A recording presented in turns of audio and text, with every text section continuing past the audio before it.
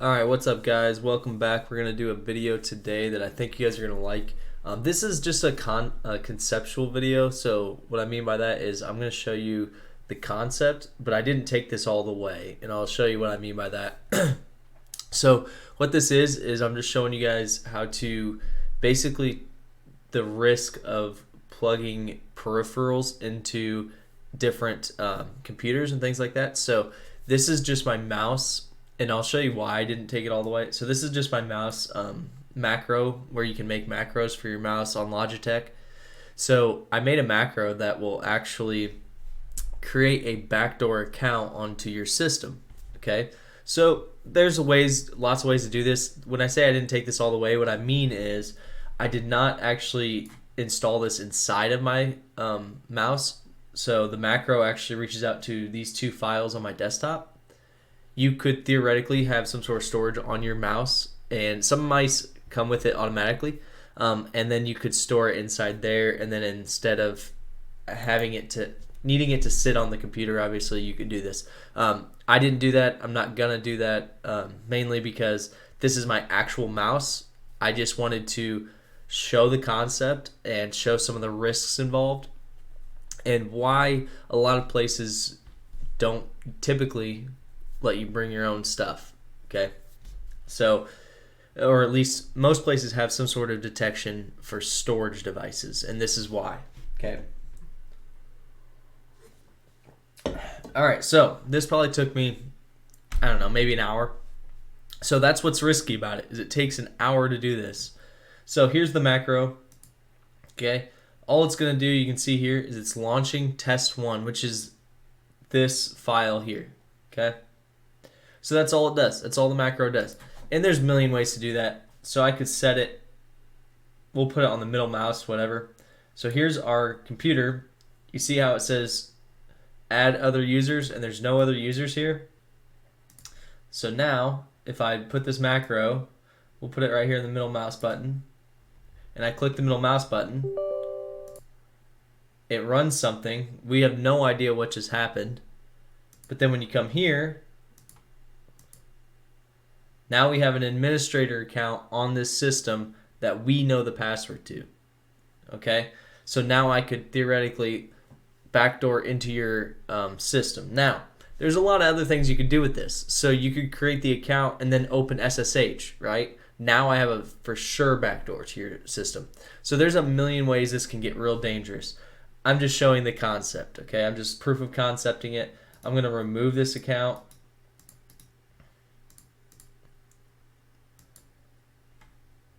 And then I'm going to remove the macro just so that, because I end up clicking it like 5 times. Okay, so here's the actual, this is what the file it's running. It's just running a PowerShell executable file, and then it's saying go to this one, which is a PowerShell. Now, the reason you have to do this, you have to run from a command prompt, isn't for any specific reason besides Logitech's macros will not let you run a PowerShell script from the macro. For good reason, right? It's a security concern.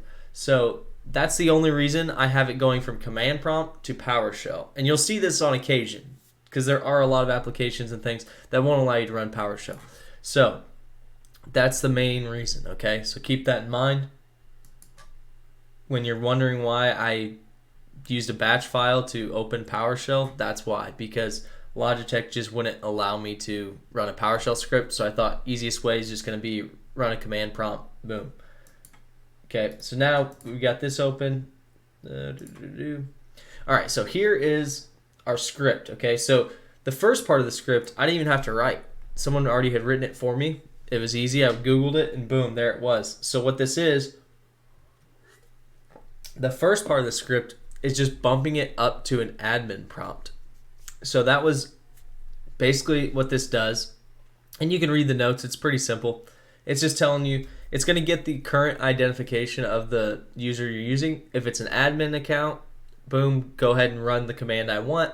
If it's not an admin account, we're going to go ahead and we're going to bump it up to an admin account. So you can see here, that's all this is if it's an admin role already, we're going to go ahead and go and do what we want. If it's not, we need to create a new process, which is going to be an admin PowerShell prompt, okay?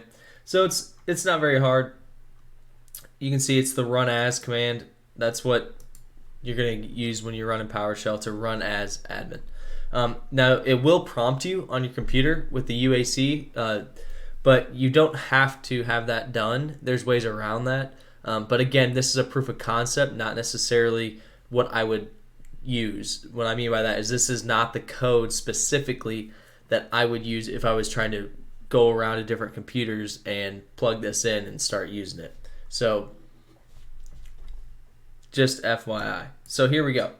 So here's the actual code, and you can see this guy actually put a actual comment in there that says run your code here that needs to be elevated. So he actually made this really good script for you, and then you just add whatever code you want it to do.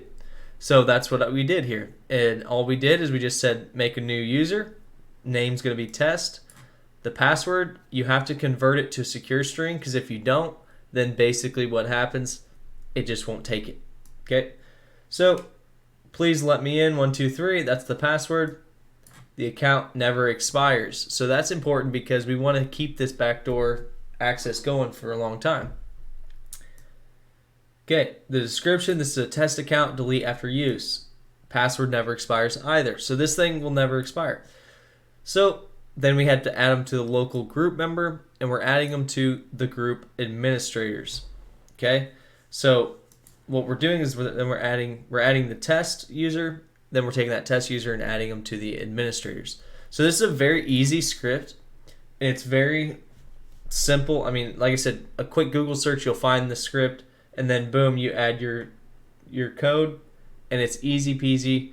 Theoretically, if I wasn't doing this for a video, and I wasn't worried about, if it actually works well and if it's that type of thing, you could probably do this in 20 minutes, okay? And then all you gotta do is open up your Logitech, create a new macro, name it whatever, and then I put no repeat just because I don't want to keep trying to make the same account, so it just will run once. And then you just tell it launch an application, and boom, you point it to whatever application you want, which is our first script, and that's all it is. It's that simple, guys. It's real easy. But you can see how you can start creating your own tools and your own actual devices to do these things for you. So, for instance, if you know how to do wireless penetration testing and things like that, you can create these type of tools on a Raspberry Pi or any type of microcomputer, a USB flash drive, anything like that, and you can just have them run automatically for you, and you only have to write the code one time. That's the key to automation, right? That's the key to scripting. That's the whole point of it. So, for instance, if I was on your computer already, right, I could theoretically go and make this user account by running that PowerShell command, right? But the trick is we don't want to be the one doing this. The reason this is so dangerous is because I could give this mouse theoretically to somebody and say, oh yeah, you can borrow my mouse, no big deal. And when they plug in their computer, they might be you could set the macro to, or a keybind or whatever to like your right click. Well, they might just be working and doing everything else, and then just come back and say, hey, your right click doesn't work. Oh, okay, cool. But they just pushed it and they just don't know what it did. Okay, so that's the trick to it.